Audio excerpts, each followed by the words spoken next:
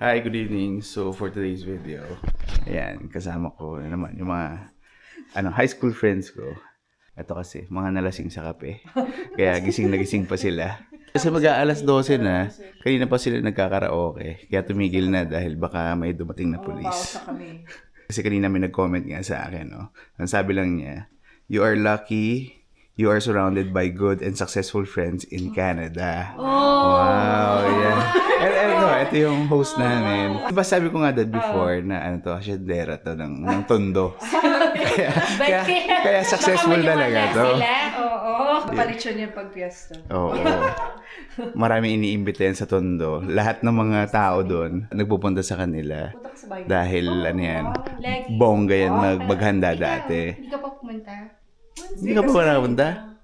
Parang matagal na akong wala eh. Oo nga na. Yun, pero depende kasi kung anong definition nga nila ng successful. Correct. Pero for now kasi, ang pwede lang natin tanungin is, eto, nandito muna. Yes! Kasi, among the five of us, si Sharon lang. Ano ba? Citizen ka na ba o PR ka? Citizen na. Wow. Tapos kaming apat, lahat kami, dumating nga rito, international student. So lahat kami, ayun, nagsastruggle pa kung paano namin makukuha yung PR namin until now. Pero bago natin makalimutan, syempre gusto natin i-shout out yung kaibigan ni Carol. Yan, si Sir Chris Espina from Irvine, California. Yun, nanonood daw siya ng channel natin. Okay, going back. Ayan, may question lang kami kay Sharon. Kasi si Sharon, eto to, nurse ka, di ba, dito? So yung question namin for you is, when did you say na, you made it here in Canada? Na successful ka na? Siguro, nung naging PR ako. Kasi, nung nag-start din naman ako dito, nag-struggle din naman kami na experience ko din naglalakad to work, nakikihitch, yung wala pang car, di ba? So, siguro pinaka-stable is yung, yun nga, na-PR ka na, alam mo na, dito na yung plan mo sa buhay, di ba? Sabi ko nga kay Carol kanina, kasi kanina napunta tayo dun sa West Edmonton Mall. Parang okay lang kasi dami natin ginagastos kanina, di ba? Pero syempre, parang nag-iingat ka pa rin dahil hindi mo nga sure kung until when ka nandito. Like for now, parang okay yung kinikita mo, pero like, let's say next year, kapag nag-expire na yung papers mo, biglang pag-uwi mo sa Pilipinas, start ka from scratch. So, more or less nga, Sharon, what you're saying is kapag nakuha mo na yung PR, most likely, magtutuloy-tuloy na? Ganun ba yun? Yeah, kasi pwede ka meron ka pwede ka gumawa ng long-term plans mo kasi di ba alam mo na kung saan ka. Tapos nagbili na rin ako ng bahay, afternoon. Ano na yung next step? Ang focus ko na is retirement. Mm-hmm. Ang goal ko is to be debt-free within 10 years. But so far ba, ano ba yung mga pinagkakautangan mo? May mortgage pa kami. Dalawang mortgage. Huh? Bakit dalawa? Car. Yung first kong apartment. Tapos, yung own house na namin ngayon. Kasi nung first time, nag-condo ako. Oh. Tapos, nung nag-asawa na ako, bumili na kami ng house. So right now, dalawa yung properties mo. Yeah. Isang condo. May nagre-rent dun. Oo. Successful nga. Within 10 years, hopefully, mabayaran na lahat. Wow, 10 years na lang. And then, by that time, tapos na rin ang RESP, ang mga insurance, paid na din. 52 ang target ko, pero hindi ko pa sure kung magre-retire na ako doon or mag-slow down lang. Siguro, uwi sa Philippines pag winter, and then balik dito pag summer. Magiging snowbird ka. Yeah, snowbird. Yes! Buti pa siya. Retirement na iniisip. 52 tayo. Pag-PR pa lang, tapos magsa-start pa lang ang life natin. Right? Kaya nga kasi bukas nga, plano namin ni Jamie. Ayan, with the help of ni Princess. Yan, nag-schedule nga kami ng, ang tawag doon, viewing ng mga properties dito. Confirm na, meron tayong titignan na dalawang house. Dalawa. Yes. Pero hindi naman necessarily na lilipat kami dito. But of course, syempre, to be honest, parang nagustuhan din namin dito dahil very laid back siya. Parang ito yung fino-foresee namin before na Canada for us. Yes, oo. Parang, gusto mong mag-migrate, syempre iniisip mo, something different, totally different from where you came from. So, ito yung nakikita kong different. Okay. Siguro ang tanong din natin sa mga friends natin dito. So, what made you guys decide to come here? What changed? And what made you take that leap of faith to come here without family? Kasi very convenient yung life natin sa Philippines, right? Pero bakit natin pinili to come here? So, yun. We'll ask each and every one. Okay. The first, Princess. Yes. Yeah. Sabi nga, heredera ng My gosh! A little bit of professional background. Yes. So, sa Philippines, katulad mo, Bankero din yan. yes, so sa bank tayo, okay naman tayo doon. Hindi ko idea yung pumunta dito. Actually, ayoko nga eh. Yun yung totoo, ayokong pumunta dito. Ando lahat yung family ko. Hanggang ngayon, syempre, namimiss ko sila. Sino ba gustong lumayo, diba? Pero, nung nag-COVID kasi, ang dami nagbago. And mga lockdown, and tapos na-compare ko. Syempre, may mga family tayo overseas, sa US and all. So, na-compare ko siya. Yung husband ko kasi yung nag-introduce ng idea. Tapos, sabi ko that time, sige, try natin. Kapag pumasa, kasi ano yun, mag-apply ka lang, di ba? Online and all that. International student naman, so pasok lang na requirements and all. So sabi ko, pag pumasa, tingnan natin. Pumasa. Ang usapan namin, magde-decide tayo kapag andyan na yung papers. So nandiyan na yung papers, hindi na ako nakapag-isip. Tuloy-tuloy na. So, nag-book na ng ticket, nag-check na ng Parang exciting naman. Pero ako, hindi ko iniisip na magtatagal. Iniisip ko kasi yung permit, 2 years lang yan. International student, after babalik din.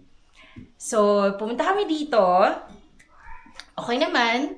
So, ang usapan ko pa nga doon kay Joseph, sabi ko, sige, mag-risk tayo. Kasi syempre, hindi naman financially, malaki rin yung gagastosin mo, di ba? Hindi rin siya biro. Lalo na international student, yun yung pinaka-mahal na pathway. Pagdating namin dito, okay naman, sabi ko, ito lang yung gagastusin natin. Kung ano yung meron sa Pilipinas, dapat meron kang nakatabi para, just in case, things don't work out, pagbalik mo, hindi ka from zero. So, yun. Okay naman. Ngayon, mga first, ilang taon na ba tayo dito? Sabay tayo dumating eh. 4 years na. So, in those, kahit papano, nagustuhan ko na siya. Parang kasi, sabi nga ni Jamie, parang convenient tayo doon. Yung buhay natin dito, hindi katulad doon sa atin. Kasi doon, meron tayong helper. Hindi ako marunong magluto. Dito lang ako sa YouTube University lang ako natuto. Pero, sabi ko nga, hindi ko alam kasi parang humbling siya and also, kapag may family ka talaga, kapag may mga bata, kaya ako pumayag, ang reason talaga is yung mga kids. Kasi kung tayo lang, okay lang. Parang magstay tayo doon, magiging okay tayo. Pero sila, since ilang taon pa lang sila, hindi natin alam kung anong future. Dahil sa nangyayari doon sa Pilipinas, hindi natin alam kung anong future yung meron para sa kanila. Kaya, tinatry natin na baka kung nandito sila, mas better opportunity. Although, hindi mo masasabi, di ba? Wala namang assurance sa lahat. Pero, since nandito na, nag-start na sila dito na sila na-start mag-aral, sanay na sila and everything, parang ayaw mo na rin i-disrupt kung ano yung naumpisahan nila, di ba? So, ang struggle lang yung mga kids. Yun lang naman talaga yung concern.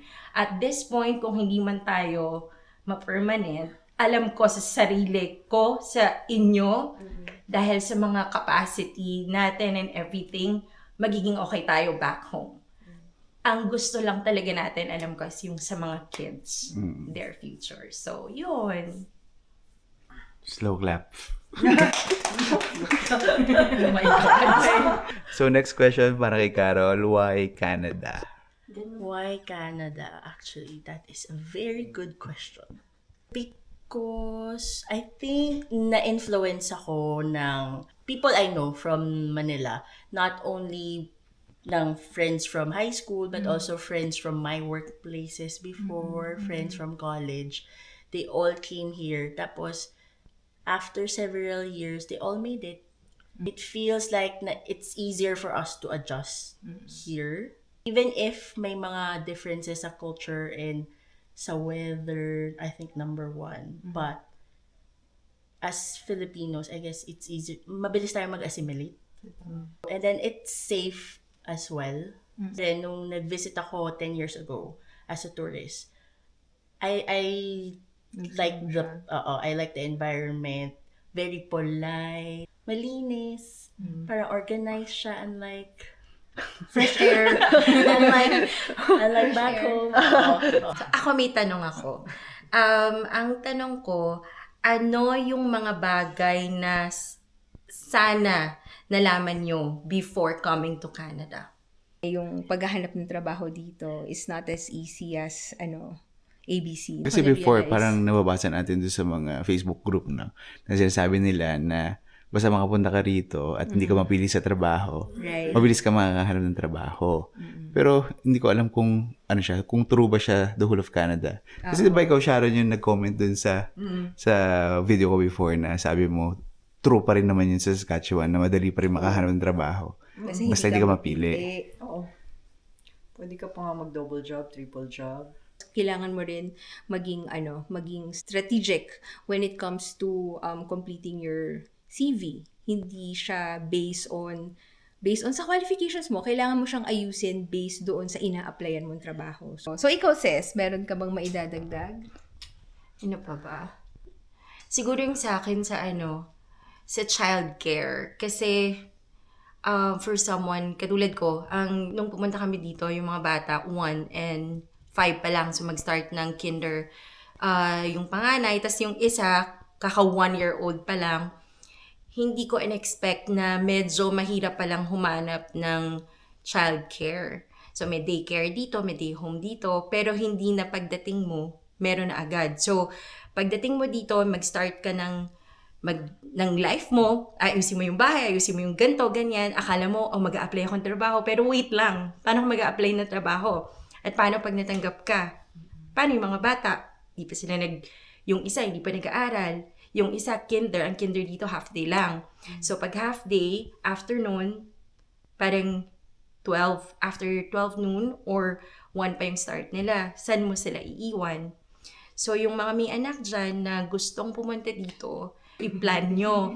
Kasi hindi lahat maswerte na pag, yung iba kasi may pumupunta kasama yung lola, or may family sila dito. Kapag wala, napakahirap. Kasi yung childcare, mag-wait ka, mag-enroll ka, tapos may waitlist, minsan months yon. So kapag hindi ka nakahanap, paano ka mag-start ng trabaho? Paano yung income? Paano yung everything? Paano kung hindi ka prepared? So, hindi siya ganun kadali. So, kapag may mga batang ganun kaliit na involved, dapat prepared ka financially. Kasi habang hindi ka nakakakita ng mag-aalaga, hindi ko masyado na-research yung part na yon. At hindi siya madali. Actually, kahit ngayon nag-work ka na, paano kung may sa school, may something, wala kang pag-iiwan, or 'di ba? Paano yung magiging schedule mo to work around those things. So yung childcare medyo mahirap sa akin 'yon. Ayan. Mga mukha ng mga inaantok. Kasi 12:30 na. So, maya-maya, uuwian na rin. And again, nice to see you again after how many years. Dahil tomorrow nga, sabi ko nga dun sa previous vlog ko na, yan, si Sharon, balik na siya sa Saskatchewan, si Carol sa Nova Scotia, si Princess, magkakasama pa kami ng ilang araw hanggang Saturday. So after ng mahabang usapan, ang tanong, kailan ulit? How many years ulit bago tayo kita-kita? Kasi ang dami na nating na-miss. Yung mga reunion sa Pilipinas. Sa Pilipinas, diba? Hello sa mga ating dyan. May mga viewers ka sa St. Stephen. Diba? Hello! Hindi ko alam. Hindi natin alam. Yun, so whatever yung napag-usapan namin dito ngayon, based lang sa experience namin, based lang din sa mga opinions namin. So ayun, time to sleep. Kaya siguro hanggang dito na muna ulit. So again, thank you for watching and I'll see you in the next video. Bye!